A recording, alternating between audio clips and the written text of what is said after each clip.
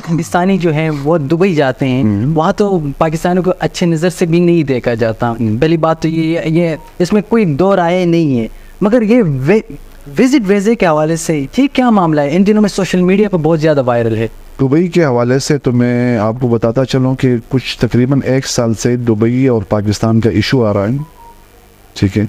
सबसे पहली बात तो ये है कि हम बैसियत कौम, बैसियत पाकिस्तानी, अगर कहीं किसी भी मुल्क जाते हैं तो अपने मुल्क को कैसे रिप्रेजेंट करते हैं? क्या दुबई ने तो हम पर ब्लेम लगाया कि ये भिखारी हैं। तो दुबई, सऊदी अरब उम्रे पे जाए आप, वहाँ पे देखे हमारे पाकिस्तानी बैठे हुए होते हैं, कई पानी बेचते हैं, कई लूले लंगड़े जो मतलब जिसके हाथ कटे होते हैं, किसी का पाँव कटा होता है, भीख मांग वो भीख मांग रहे होते हैं। कोई आप उस सफ़ेद पोश, well dress, well qualified family के साथ आपसे मिलेंगे, आपको दुआ सलाम करेंगे, कैसे भाई,